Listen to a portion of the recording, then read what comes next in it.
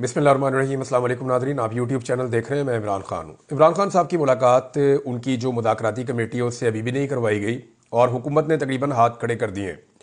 अयाज सादिक ने कहा कि इमरान खान से पीटीआई मुदाकराती टीम की मुलाकात करवाना मेरा मैंडेट है, ना मेरी जिम्मेदारी है।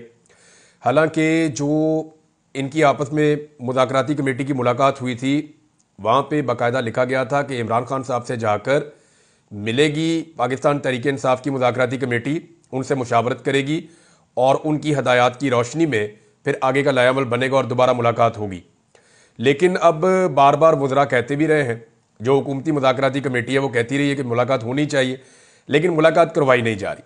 अब इसमें नवाज शरीफ साहब की सियासत भी कार फरमा है और बार बार पाकिस्तान तहरीक इंसाफ को कहते हैं जी अपने तहरीरी मुतालबात दे दें। तहरीरी मुतालबात के हवाले से दो चीज़ें अब तक सामने आई हैं कि हुकूमत क्यों मांगती है तहरीरी मुतालबात, क्यों बज़िद है कि तहरीरी तौर पर ही दें। हालांकि इमरान खान साहब ने ट्वीट में भी अपने मुतालबात के दो मुतालबात हैं मेरे मुज़ाकरात में, अखबारात के अंदर छप गए हैं, पूरी दुनिया को याद हो गए हैं, लेकिन ये दो मुतालबात भी हुकूमत कहती है जी लिख के दें तो हम मानेंगे। तो इसकी पहली वजह यह है कि नवाज शरीफ को ताने देने के लिए कोई एक कागज़ मैसर आ जाए कि नवाज शरीफ साहब जो है ना वो जलसों में खड़े होकर वो कागज़ दिखाएं, ये देखो जी ये मुतालबात इमरान खान करता रहा है, ये इस तरह करके ना नवाज शरीफ को सियासत करने के लिए कोई पेपर मिल जाए। तो इमरान खान के पास तो साइफर था, बहुत बड़ा पेपर था, तो नवाज शरीफ साहब जो है ना वो मर्सिडीज के बदले में अपनी 3 पहिए वाली साइकिल हासिल करना चाह रहे हैं कि मैं भी किसी तरह कोई सियासत के अंदर आ जाऊं कि ये मुझे तहरीरी तौर पे मुतालबा मिल जाए। तो इमरान खान साहब ने कहा दो पहिए लिख के दो, लिख के दे इनको मुतालबात। तो पाकिस्तान तहरीक इंसाफ पहले देना नहीं चाह रही थी। उसकी दो वजूहत जो समझ आ रही थी, एक ये कि मियाँ नवाज शरीफ साहब चाहते हैं कि उनको कोई तहरीरी चीज़ मिल जाए जिसको कल को वो कहें जी एनआरओ मांग रहे थे, ये कर रहे थे, वो कर रहे थे। और दूसरा हुकूमत को शक है कि मुज़ाकरात कहीं और भी हो रहे हैं और वहाँ पे जो पाकिस्तान तहरीक इंसाफ हमसे मांग रही है उससे ज़्यादा कुछ देने की तैयारी हो रही है। लिहाजा ये तहरीरी तौर पे हमारे पास होना चाहिए ताकि हम कल को कहें जनाब ये देखें यही मांगा था और यही हमने देना है। और तीसरी एक चीज़ और है जो बहुत इंपॉर्टेंट है, जो किसी के जहन में नहीं आ रही, वो ये है कि पाकिस्तान तहरीक इंसाफ ने तो अभी एक लंबी तारीख चलानी है। ये तो उनके इब्तदाई मुज़ाकरात के अंदर जो उन्होंने कहा था जी मुज़ाकरात कर रहे हैं, तो मुज़ाकरात को आगे बढ़ाने के लिए हमारी दो शराइत माने, फिर मुज़ाकरात करते हैं बाकी चीज़ों के ऊपर। तो बाकी चीज़ों पर तो मुज़ाकरात होने, ये तो दो वो चीज़ें हैं जिन पे इमरान खान साहब अपनी सिविल नाफरमानी की तहरीक को वापस लेंगे, उसको ख़त्म करेंगे, मुज़ाकरात के अंदर बैठ के बातचीत शुरू करेंगे और फिर उन चीज़ों पे आएंगे जो हकीकी चीज़ें हैं जिनके ऊपर बातचीत होनी चाहिए। नंबर एक, मैंडेट। इमरान खान साहब का पहले दिन से मुतालबा है कि हमने इलेक्शन जीता है, कोई 70% से ज़्यादा लोगों ने हमें वोट दिया है। 180 सीटें तो पाकिस्तान तहरीक इंसाफ पहले दिन इलेक्शन में जीत गई थी। 17 सीटों वाली जमात को उठा के पाकिस्तान में इक़्तिदार दे दिया पाकिस्तान की एस्टेब्लिशमेंट ने। ये पाकिस्तान के साथ वैसे बड़ा ही घिनौना मजाक किया इन्होंने। जो लोग बदतरीन तरीके से मुस्तरद हुए उन्हें लाके इक़्तिदार में उठा दिया। एक ऐसी खातून को पंजाब की वज़ीर आला बना दिया जो अपनी सीट ही हार गई थी और बहुत सारी और सीटें भी ये हार गए थे। इनके पास तो ये ना 3 में ना 13 में पीपल्स पार्टी इनसे आगे जा रही थी कौमी असम्बली में। तो वहां पे इनको इक़्तिदार दे दिया गया, इनको लाके इस खानदान को, इसकी खानदान की सियासत भी तबाह कर दी वैसे सीरियसली जो है। अब इमरान खान साहब ने मुतालबा मैंडेट की वापसी का भी करना है और आइन की बहाली का भी करना है। आइन की बहाली जो है वो 26वीं आइनी तरमीम के खात्मे के साथ मशरूत है कि 26वीं आइनी तरमीम खत्म हो जाए। अब इसमें एक नई डेवलपमेंट हुई है और जो सेक्रेटरी है बार के, यानी जो सुप्रीम कोर्ट बार एसोसिएशन है, उसके जनरल सेक्रेटरी सलमान मंसूर ने 26वीं आइनी तरमीम कलअदम करार देने के लिए सुप्रीम कोर्ट में दरखास्त दायर कर दी है और उन्होंने चंद नुक्ते उठाए। एक, उन्होंने कहा कि जी जजेस की तादाद में इजाफा ना किया जाए और प्रैक्टिस एंड प्रोसीजर एक्ट में तरमीम में कलअदम करार देने और नए जजेस की तैनाती रोकने की भी इस्तदा की गई है। यानी अब ये सारा का सारा 26वीं आईनी तरमीम में किया गया ना कि कितने जज लाने हैं, कैसे जज लाने हैं, जजों को कौन लेकर आएगा। अब पार्लियामेंटेरियन फैसला करेंगे कि किसको जज बनना और किसको नहीं बनना। तो जो जजेस की अपनी, जो जुडिशरी की अपनी उसके अंदर अहलियत है या उसकी कैपेसिटी है, उसको बहुत मिनिमाइज कर दिया गया, यानी उसे कम कर दिया गया है। तो अब इसके ऊपर ये सारा कुछ 26वीं आईनी तरमीम में हुआ है और ये कोई पहला बंदा नहीं है जिसने 26वीं आईनी तरमीम को चैलेंज किया। कोई दर्जन भर जो लोग हैं या इससे ज्यादा, इन्होंने 26वीं आईनी तरमीम को चैलेंज किया हुआ है। और हैरत की बात आप ये देखें कि 26वीं आईनी तरमीम के नतीजे में जो गैर आईनी, मैं उसे गैर आईनी इसलिए कह रहा हूं कि मैं 26वीं आईनी तरमीम को ठीक नहीं समझता और मेरा यह हक है कि मैं उसको ठीक समझूं या गलत समझूं। तो वो जो एक आईनी बेंच बनाया गया, जो मुतनाज़े आईनी बेंच है, जो 26वीं आईनी तरमीम की वजह से बना, वो बेंच अपने केसेस सुन रहा है लेकिन वो 26वीं आईनी तरमीम के ऊपर जितने केसेस बने हुए हैं वो नहीं सुने जा रहे। मजे की बात आप ये देखें, यानी आपको हैरत होगी इस बात से कि जो मेन मसला है कि 26वीं आईनी तरमीम ठीक है या गलत है, वो केस नहीं सुना जा रहा। लेकिन 26वीं आईनी तरमीम के नतीजे में जो कुछ तनाजा खड़ा हुआ है वो चल रहा है। यानी आईनी बेंच इस मुतनाज़े तरमीम के नतीजे में बना, वो मुतनाज़े बेंच केसेस सुन रहा है। लेकिन वो जो आईनी तरमीम है उसके ऊपर, जो खुद मुतनाज़े है उसके ऊपर बेशुमार लोगों ने जो है वो बार बार पिटीशन डाली है, लेकिन सुप्रीम कोर्ट ऑफ पाकिस्तान उसको सुन नहीं रही। अब सुप्रीम कोर्ट ऑफ पाकिस्तान अगर उसको सुनती है तो यहां सारा मसला हल हो जाता है। क्योंकि देखिए, मैं आपको इसको सिंप्लीफाई करता हूं, बहुत आसान कर देता हूं। मौजूदा हुकूमत को और एस्टेब्लिशमेंट को इस बात का पता था कि सुप्रीम कोर्ट ऑफ पाकिस्तान में जो जजेस की अक्सरियत है वो आईन और कानून के साथ खड़ी होगी, लिहाजा उनके मकासद पूरे नहीं हो रहे थे। उन्होंने बहुत सारे ऐसे इकदाम उठाने थे जो इकदाम आईन से मुताबिकत नहीं रखते, या बहुत सारे ऐसे काम उन्होंने करने थे जो सुप्रीम कोर्ट ऑफ पाकिस्तान से रिवर्स हो जाते। तो उन तमाम कामों को करने के लिए और उन रुकावटों को दूर करने के लिए उन्होंने सुप्रीम कोर्ट ऑफ पाकिस्तान में एक आईनी बेंच बना दिया, एक मुतनाज़े आईनी तरमीम लाकर, और उस आईनी बेंच में वो तमाम जजेस शामिल कर दिए जो उनके पसंदीदा हैं। अब आपको बात समझ आई कि सुप्रीम कोर्ट ऑफ पाकिस्तान में जजेस की अक्सरियत आईन और कानून के साथ खड़ी थी, लिहाजा हुकूमत और एस्टेब्लिशमेंट का काम नहीं बन रहा था। तो हुकूमत ने और एस्टेब्लिशमेंट ने एक नई अदालत बना दी और उसके अंदर वो जज शामिल कर दिए जो उनके मर्जी के जज हैं। अब जिस चीज से भी खतरा होता है उस चीज का रुख मोड़ दिया जाता है उस बेंच की तरफ, और वो बेंच इनके लिए मामलात को आसान कर देता है। जैसे कि फौजी अदालतों वाला मामला हुआ थोड़े दिन पहले, अभी ये मामला चल रहा है और इसके ऊपर जो है वो पहला बाकायदा एहतजाज जीपीओ चौक में वकला ने किया है फौजी अदालतों के फैसलों के खिलाफ। ये पूरी दुनिया में पाकिस्तान के लिए जग हंसाई का एक सबब बनेगा और कोई वजह नहीं है। यानी ये जो फौजी अदालतें हैं तो अदालतें होती ही नहीं, क्या ये सिविलियन को सजाएं दे सकती हैं? अब ये केस चल रहा था, इसके अंदर कुछ रिमार्क्स हैं जो जज साहिबान ने दिए, तो मैं उनके ऊपर सिर्फ एक बात करना चाहता हूं और जज साहब को बताना चाहता हूं कि तकलीफ होती क्या है। जस्टिस जमाल मंदोखेल साहब ने कहा कि किसी को कैद तन्हाई में रखना खुद एक बहुत बड़ी सजा है, कोई 2 दिन अकेला कैद में नहीं रह सकता। 2 दिन का उन्होंने वर्ड बोला है। मैं खुद भी 14 रोज जेल में रहा हूं। सुबह नमाज के बाद बाहर छोड़ देते थे, कुछ कैदी खेल वगैरह भी खेल लिया करते थे। ये जस्टिस जमाल मंदोखेल साहब ने कहा है। इसके बाद जस्टिस मुसर्रत हलाली साहबा ने कहा कि कैदियों को बाहर निकलने दें, धूप लगवाने दें, इसमें क्या मसला है। अब ये दोनों जजों को मैं एक बात बताता हूं, आप दोनों सुप्रीम कोर्ट ऑफ पाकिस्तान के जज हैं। 142 दिन में अकेला रहा हूं, 142 दिन। वो तकलीफ मैं आपको बता नहीं सकता। और मैं अकेला नहीं हूं, और बहुत सारे लोग वहां पे चिल्ला रहे होते थे, उन्हें मार पड़ रही होती थी। अकेला रखते हैं, टॉर्चर करते हैं, बात नहीं करते, सलाम का जवाब नहीं देते, खाना कुत्ते की तरह डालते हैं, ऐसे नीचे से फेंकते हैं। इस तरह होता है वहां पे कैद तन्हाई के अंदर। इंसान की सेल्फ रिस्पेक्ट ही खत्म कर देते हैं, बंदे को ज़हनी मरीज बना देते हैं। इतने जालिम है ये एजेंसियों वाले जो पाकिस्तान में बंदों के साथ होता है। और क्या जुर्म क्या था? सिर्फ ये कि इख्तलाफ राय, और तो कुछ नहीं था। मैंने 10 दफा उन्हें कहा यार मुझे धूप में निकाल दो 2 मिनट के लिए, मुझे कोई पौधा दिखा दो, मैं कोई ग्रीनरी देखना चाहता हूं, वो बाहर निकालो 5 मिनट के लिए, वो भी नहीं कर रहे थे। तो आप दोनों को मैं ये बता दूं कि आज आप सुप्रीम कोर्ट ऑफ पाकिस्तान में जिन हुकूक की बात कर रहे हैं वो पाकिस्तान में मिलते ही नहीं है। मैं यहां पे एक बेबसी की तस्वीर बना रहा और आपके चीफ जस्टिस ने मुझे, मैं कई दफा कहता रहा, उसने मुझे नहीं बुलाया। और जब आपकी अदालत में मेरे बारे में नाम लिया गया तो उसने कहा वो कौन है। तो आप दोनों में अगर ये जुर्रत है तो आप मुझे बुलाकर पूछें, मुझे बुलाएं सुप्रीम कोर्ट ऑफ पाकिस्तान में और मुझे बुलाकर पूछें। मैं आपको बताता हूं कि कैसा जुल्म और कैसा जबर होता है जब जबरी तौर पे लापता किया जाता है। 2 दिन की बात करते हैं, 142 दिन मैंने इन हालात में गुजारे। धूप तो बहुत दूर की बात है, रोशनी बहुत दूर की बात है। तो आपको अंदाजा नहीं है किस तकलीफ से लोग गुजरते हैं। बहरहाल इमरान खान साहब ने कहा जी कि लिख के इनको तहरीरी तौर पर मुतालबात दे दिए जाए और जो इन्होंने उसका करना है वो कर दें। मेरे ख्याल में इमरान खान साहब जो है वो हुज्जत तमाम कर रहे हैं। वो ये कोशिश कर रहे हैं कि जितना ये चाहते हैं मामले को घसीटना, ये घसीट ले हुकूमत, क्योंकि फरवरी से पहले कोई एहतजाजी तहरीक चल नहीं सकती। अभी धुंधों का मौसम है, सर्दी भी बहुत ज़्यादा है। नॉर्मली पाकिस्तान में इस मौसम में तहरीक नहीं चलती। इमरान खान साहब की ताकत वैसे भी ज़्यादा जो है, क्योंकि वहाँ उनकी हुकूमत भी है ना, खैबर पख्तूनख्वा में, गिलगित बल्तिस्तान में, कश्मीर में, यहाँ पर इमरान खान साहब की ताकत बहुत ज़्यादा है। पंजाब में भी वो बहुत ताकत में है, लेकिन पंजाब की पुलिस को और वहाँ पर जो फोर्सेस को इस्तेमाल किया जाता है ब्रूटली, वो बड़ा जुल्म और जबर किया जाता है। और मरियम नवाज उनके ऊपर मुसल्लत की गई है, फार्म 47 के ऊपर, जाली वजीर आला।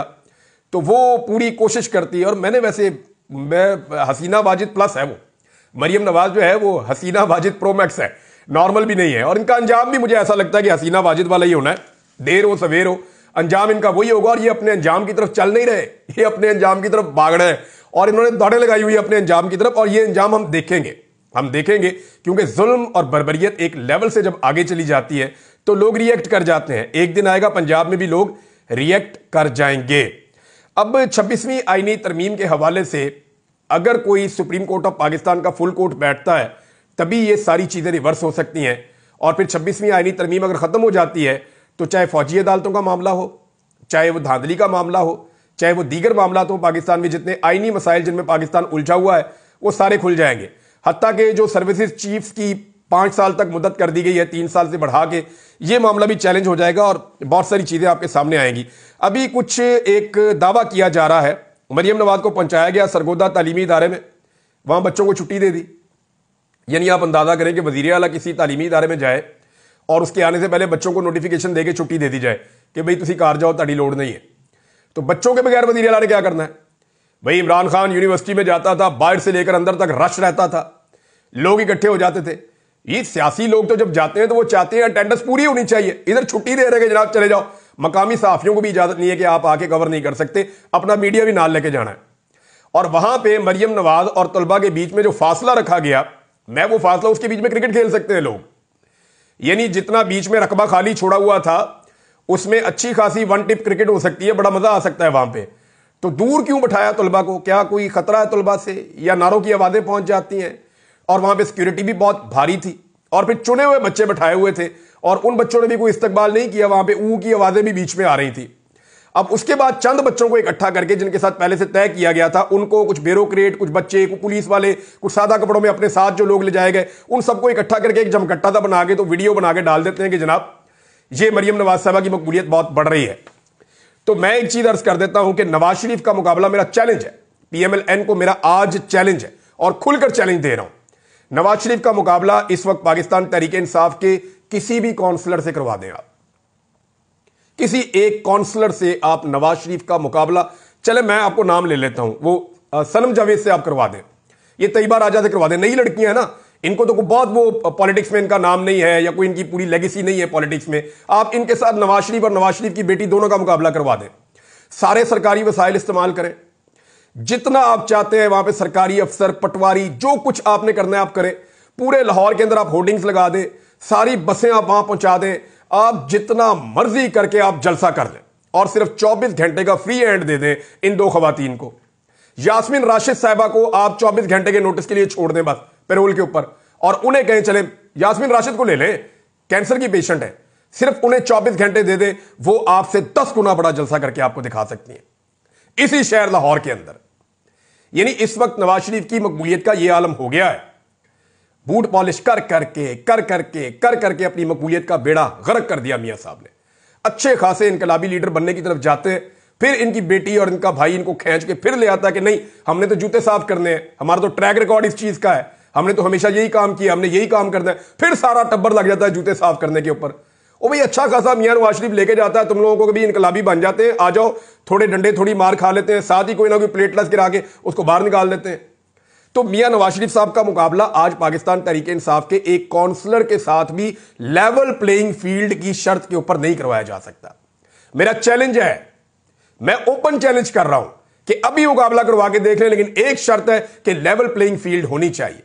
उनको भी मौका मिलना चाहिए, उनका जहां तक दिल करे वो निकले, वो निकल कर आकर बैठे पुरअमन तरीके से। आप उनको 24 घंटे दें, 24 घंटे में वो आपके सारे रिकॉर्ड बराबर कर देंगे। और मैं एक काउंसलर की बात कर रहा हूं, किसी और बंदे की बात नहीं कर रहा। तो ये यहां तक अगर नवाज शरीफ की सियासत पहुंची है तो पहुंचाने में जो है वो इन्हीं लोगों का किरदार है जो इस वक्त उछल उछल के कह रहे हैं जी मरियम नवाज की मकबूलियत बहुत ज्यादा बढ़ गई है और ये हो गया वो हो गया, और जाल साजी के ऊपर इनकी हुकूमत कायम है। अभी एक जाली लेटर निकाल दिया इन्होंने नून लीग वालों ने, और वो UAE का निकाल दिया लेटर के जनाब UAE ने बड़ा एहतजाज किया है, बड़ी मजम्मत की है पाकिस्तान तहरीक इंसाफ की लीडरशिप पे कि जनाब उनके खिलाफ कोई प्रोपेगेंडा किया गया है। वहां से जनाब उन्होंने कहा ये तो जाली लेटर है, सारा दिन उसके ऊपर उन्होंने स्यापा डाली रखा, शाम तक उसके ऊपर उन्होंने शोर डाला, शाम को पता चला जनाब ये जाली लेटर है, और थोड़े ही घंटों के अंदर दोबारा से इनका पोल खुल गया। इमरान खान साहब ने कहा था जी 3 दिन पहले कि जो लापता कारकुनान है उनकी तस्वीर और उनकी जो तफसीलात हैं वो शेयर की जाएं, मगर इस बारे में 3 दिन गुजर गए, अभी तक कुछ नहीं हुआ। अब पता चला इमरान खान साहब ने एक कमेटी बना दी है और उसको कहा है कि इसके ऊपर फौरी तौर पर काम करें और फौरी तौर पर जितने भी लापता अफराद हैं उनकी तफसीलात शेयर की जाए, उनकी तस्वीर शेयर की जाए, ताकि ये मामला जो है वो इसको उठाया जाए। 26 नवंबर का एक ऐसा मामला था जिस पे पाकिस्तान तहरीक इंसाफ गिच्ची से पकड़ सकती थी इस हुकूमत को, लेकिन तहरीक इंसाफ ने उस मौके को ज़ाया किया और उन्हें लगा कि पता नहीं मुज़ाकरात में से वो क्या निकाल लेंगे। हुकूमत, मैं पहले दिन से आपको ये कह रहा हूं कि हुकूमत कभी नहीं चाहेगी कि ये मुज़ाकरात कामयाब हों, क्योंकि मुज़ाकरात की कामयाबी की सूरत में इस हुकूमत को घर जाना पड़ जाएगा। क्योंकि देखें ना, अगर इमरान खान बाहर आ गया तब तो खेल ही खत्म हो गया। इमरान खान जेल से बाहर आ जाएंगे, मुल्क उसका हो जाएगा। ये आप मेरे से लिख के ले लें। इमरान खान अगर डील किए बगैर, ये शर्त है सिर्फ, इमरान खान अगर डील किए बगैर जेल से बाहर कदम रख देते हैं और जेल से बाहर आ जाते हैं तो ये मुल्क फिर इमरान खान का है। वो इस तरह के आप देखेंगे, आपको नजर आ जाएगा, पूरा मुल्क निकल आएगा, सब लोग इमरान खान के साथ खड़े हो जाएंगे, तो सियासत तो उसकी मुट्ठी में आ जाएगी। इनके पल्ले क्या रहेगा? इनके पल्ले कुछ नहीं रहेगा, ये तफैलिये बन जाएंगे। ये सिर्फ इमरान खान का नाम लेकर अपनी सियासत किया करेंगे और इनके अपने पल्ले कख नहीं बचेगा। आज आप कद का फर्क देख लेना, नवाज शरीफ 3 दफा का वजीर आजम, इमरान खान के गोटों तक नहीं पहुंच सकता। आसिफ अली जरदारी दूसरी दफा पाकिस्तान का सदर है, इमरान खान के गिट्टों तक नहीं पहुंच सकता। इनकी औलादें आप ये देख लें, कोई शख्स भी इमरान खान का मुकाबला नहीं कर पा रहा सियासत के मैदान में। वजह सिर्फ एक है कि इमरान खान ने एस्टेब्लिशमेंट के सामने सरेंडर नहीं किया और इन सारों ने ना सिर्फ एस्टेब्लिशमेंट के सामने सरेंडर किया बल्कि इन सारों ने एस्टेब्लिशमेंट के बूट पॉलिश किए। हाँ, इनकी सियासत में वापसी एक ही तरीके से हो सकती है कि ये बुरश को और पॉलिश को एक साइड पे रखें और बूटों को धुतकार दें और ये कहें जी हम मैदान में आके सियासत करेंगे। हो सकता है 2 साल, 4 साल, 3 साल, 5 साल। इमरान खान भी इंसान है, उनसे भी गलतियां होंगी, वो सियासत के अंदर आएंगे। अगर उनकी हुकूमत बन जाती है या उनकी पार्टी की हुकूमत बन जाती है तो जरूरी तो नहीं है कि वो बिल्कुल दूध के धुले होंगे या दूध और शहद की नहरें बह जाएंगी। हो सकता है वो गलतियां करें और आपको मौका मिल जाए और आप वापस ऊपर आ जाए, लेकिन जब तक आप एस्टेब्लिशमेंट की गोद में बैठे रहेंगे आपको मकबूलियत नहीं मिलेगी। और ये जो लोग इस वक्त बड़े बड़े ओहदेदारों की दोस्ती यारी के चक्कर में मौजे ले रहे हैं ना, इनके साथ भी पाकिस्तान में कुछ अच्छा नहीं होगा। मैं आपको एक स्टेटमेंट पढ़ के सुनाता हूं। शाहिद मेतला साहब हैं, हमारे बड़े सीनियर जर्नलिस्ट हैं और जनरल बाजवा के हवाले से इनके बड़े अहम आर्टिकल्स भी आए थे। तो शाहिद मेतला साहब लिखते हैं, मोहसिन नकवी की ससुराली अजीज को पाकिस्तान क्रिकेट बोर्ड में हेड ऑफ वुमेन्स क्रिकेट तैनात कर दिया गया। इस मुल्क का निज़ाम मुलायजा करें, अशराफिया कैसे मुल्क के वसाइल को नोच रही है। समाज की गिरावट को देखें कि कैसे अफराद पैदा कर रहा है। मोहसिन नकवी सियासतदान नहीं था, सहाफ़ी और चैनल के मालिक थे, लेकिन उन्होंने बतौर वज़ीर आला सियासतदानों से 100 गुना ज़्यादा अकरबा परवरी का सबूत दिया। अपने दर्जन भर ज़ाती दोस्तों को सूबाई काबीना में वज़ीर और मुशीर बना लिया, जिनको हमसाए भी नहीं जानते थे, और ब्यूरोक्रेसी में अपने अजीज़ों अकारब को अहम ओहदों से नवाजा। और बेशरम टोला लोगों के पीछे लट लेकर पड़ा है कि सोशल मीडिया पर अपनी मफलूकुल हाली और महरूमिया को रोना क्यों रोते हैं। देखिए, ये सोशल मीडिया के पीछे तो सारे पड़े हैं ना। इस वक्त आप PMLN देखें या पीपल्स पार्टी देखें या पाकिस्तान की एस्टेब्लिशमेंट को देखें या आप मौलाना फजल रहमान साहब की पार्टी को देखें, तमाम पॉलिटिकल पार्टीज़ को इमरान खान साहब की 2 चीज़ों से सख्त इख्तलाफ है। एक, इमरान खान साहब का सोशल मीडिया, क्योंकि ये सोशल मीडिया वो सवालात उठाता है जो 70 साल से किसी ने उठाए नहीं। और दूसरा जो एतराज़ है वो ओवरसीज़ पाकिस्तानियों में इमरान खान साहब की मकबूलियत, क्योंकि ओवरसीज़ पाकिस्तानी बाहर से जो दबाव डालते हैं उसको पाकिस्तान की एस्टेब्लिशमेंट उठाने की सकत नहीं रखती। तो इन 2 चीज़ों के ऊपर बहुत ज़्यादा तनकीद होती है। सोशल मीडिया को पाकिस्तान तहरीक इंसाफ के अंदर से भी कुछ ऐसे लोग टारगेट करते हैं जिनकी निशानदेही सोशल मीडिया करता है। मिसाल के तौर पर पाकिस्तान तहरीक इंसाफ का सोशल मीडिया आजकल बहुत ज़ोर से आवाज़ उठा रहा है उन लोगों के खिलाफ जो इमरान खान साहब के ट्वीट को रीट्वीट नहीं करते, इमरान खान साहब के बयानिए का बोझ नहीं उठा सकते। वैसे कहने को वो इमरान खान साहब के वफादार हैं, इमरान खान साहब के नज़रिए पर खड़े हैं, लेकिन इमरान खान साहब जो ट्वीट लिखवाते हैं, जो ट्विटर उनका ट्वीट करता है या वो जो एक्स के ऊपर अपना एक पोस्ट डालते हैं उसको रीपोस्ट करने की भी जरूरत नहीं करते। और ये थोड़े नहीं हैं, ये वो तमाम लोग हैं जो MNAs बन गए, ये वो तमाम लोग हैं जो MPAs और मिनिस्टर्स बन गए, ये वो तमाम लोग हैं जो सेनेटर्स बन गए। इनमें इक्का दुक्का है जो इमरान खान साहब की, जितना भी इमरान खान साहब का एक बयानिया है जो उसका बोझ उठा सकते हैं, ज़्यादातर लोग ये बोझ भी नहीं उठा पा रहे। नादरीन, राणा सनाउल्लाह साहब ने, सूबाई सदर भी हैं PMLN के, उन्होंने एक प्रेस कॉन्फ्रेंस की है जिसमें उन्होंने अलीमा खान और पाकिस्तान तहरीक इंसाफ के कारकुन हैं उनके बीच में जो एक कन्वर्सेशन है उसके स्क्रीन शॉट जो है वो शेयर किएंगे जी PTI के अंदर लड़ाई पड़ी हुई है। देखें, जब लेवल ये आ जाए कि एक पार्टी का सूबाई सदर एक दूसरी पॉलिटिकल पार्टी के लीडर की बहन के ट्वीट के स्क्रीनशॉट शेयर करके अपने आप को पॉलिटिकली रेलिवेंट करने की कोशिश कर रहा हो या दूसरी पार्टी के अंदर दरार डालने की कोशिश कर रहा हो, तो इसका मतलब यह है कि तुसी हाथ खड़े करके हार मान लो। यानी राणा सनाउल्लाह साहब से मुझे ये उम्मीद नहीं थी। वो बड़े लॉजिकल इश्यूज के ऊपर बात करते हैं हमेशा से। राणा सनाउल्लाह साहब जो हैं वो इस लेवल पे आ गए हैं, तो इसका मतलब ये है कि पीएमएलएन का बहुत बुरा वक्त चल रहा है भाई, बहुत बुरा वक्त। अब तक के लिए इतने, अपना ख्याल रखिएगा, अपने इस चैनल का भी। अल्लाह हाफिज।